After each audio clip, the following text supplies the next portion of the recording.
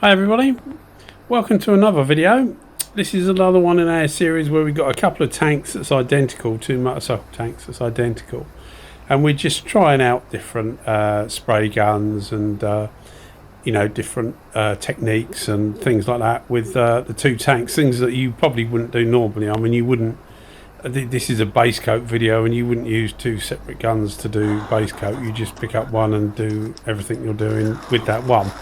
So the idea of it is that everything's the same bar the gun, so we can see whether there's any problems with using one gun, or one gun lays it better than the other, etc, etc. Just a comparison really. So I do my best, as you can see, I do my best to make sure everything's within reason, as close as I can get it. We're in the UK, so it's this one was done in winter, so it's quite cold. I make a note of the temperatures when I do these things, and it's saying 12. It was 12 degrees, which is 54 Fahrenheit. So not cold, but quite chilly still for painting. Ideally, you want 20-25 degrees Celsius. In the 70s Fahrenheit is perfect. Really, you wouldn't have to worry about any heat or anything like that through most of the processes. Anyway, so these two guns. I can honestly say that both of them were a pure joy to use. I'll put the settings, which are more or less the same for both guns. I'll put the settings on there. You saw it just now, and I'll put it with the Sagola when the Sagola comes up. And they were both an absolute joy to use. They really put it on so nice.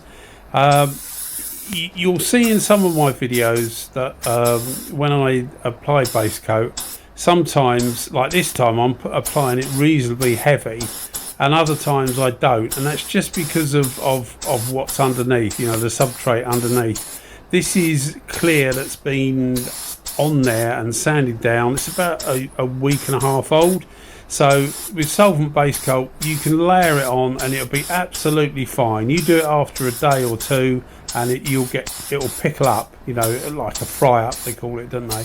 A reaction. So that's why sometimes when you see me doing videos, I do sometimes like this, I just lay it on like you would with primer, and sometimes I go quite tentative.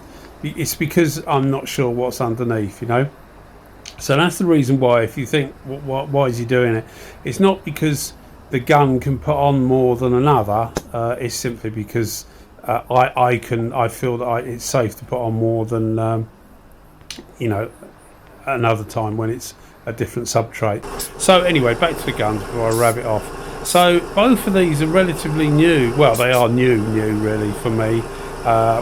When I did this video, I'd had them for a couple of weeks, and I actually got the Sagola with some spare tips. So I've got this with a DVR clear, an Aqua tip, and a Titania, which I haven't used yet, the Titania.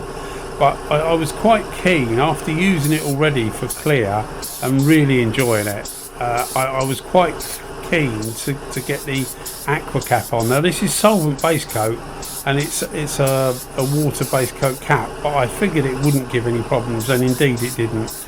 This is quite a high metallic Basecoat, and it laid it down really nicely, no problems at all, as did the DV1. The DV1 give it as good a performance. One thing I will say is if you're watching at home and you've got a home setup like me, I'm quite fortunate in that I probably have about 140 litres of air and 15 CFM output, so I can keep up with all these guns without any problem really. But if you're struggling at home for air, one thing I'll say is that the DV1, the clear and the base, both use much more air than the Pro Lights, the technical Pro Lights. So if you are thinking about maybe doing something at home, I would advise to go with the Techno or the Devilbiss GTI Pro Lights, because the TE10 cap is a superb cap for Basecoat, and it uses much less air than this B plus cap.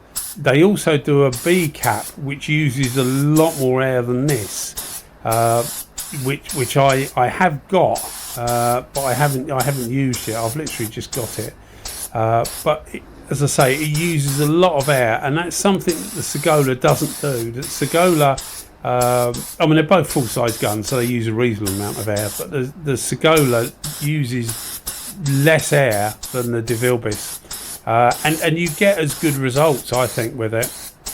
They both, I've used the DV1 before this. Sorry, after this, but before I've narrated it.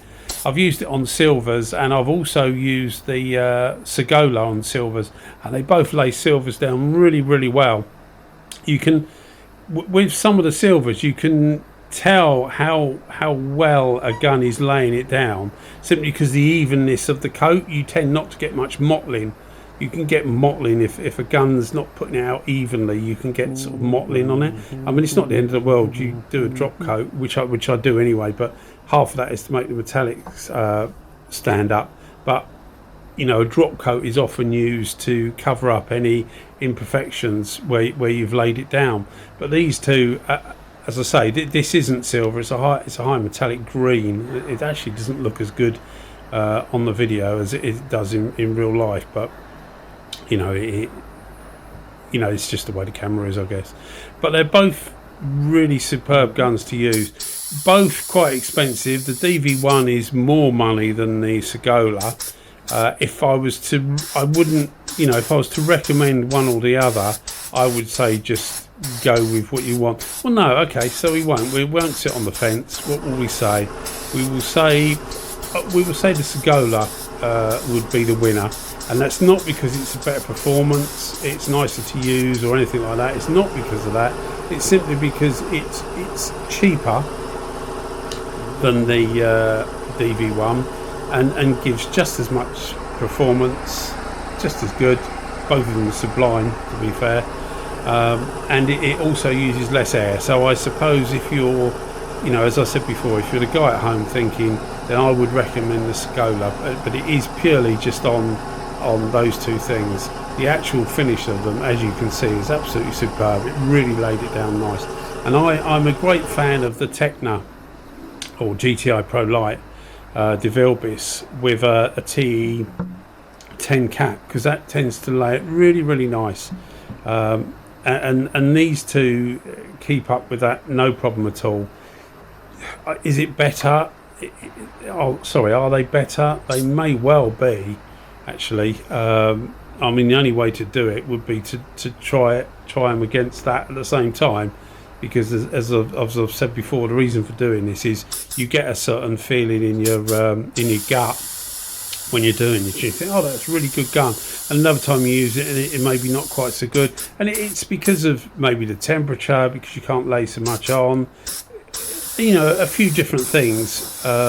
So doing it like this, where everything is exactly the same, it is purely the gun, and both of these I think would give the Tecna with the TE10 cap a really good run for their money, and I wouldn't be surprised if it left it slightly floundering with either of these two. The Sagola's been a real eye-opener for me, because it's the only one of that mark that I've got. And it's a real joy to use, because it fits in the hand very similar to not the same as, but very similar to a Devilbiss. It just feels at home to my sort of size hand. It just feels at home, and so does the DV1. But the Sagola, being from a different make, you would expect the DV1 to be very similar. I would think anyway. You'd expect a DV1 to be very similar to the Pro Light, simply because it's the same manufacturer. But this is a different manufacturer, and it feels so much at home in your hand, and it's brilliant for clear, with a different cap. I haven't tried it with the Aqua cap for clear, because I've got a DVR cap, but I've really enjoyed using it, and it's definitely one I'll keep, and maybe even look to extend the stable. Why, I don't know. It's just that I, you know, maybe get a non-digital version if one comes up on eBay, a used one or something, just to keep me fingering. but both of these guns are superb. I've used also the DV1 base for clear. The tip size in this is 1.1 and it's a 1.2 on the Sagola, and I've used the DV1 in clear, even though it's a base gun. I've used it for clear in a 1.1 and it was slightly underwhelming. Now, it's not because of the performance of the gun.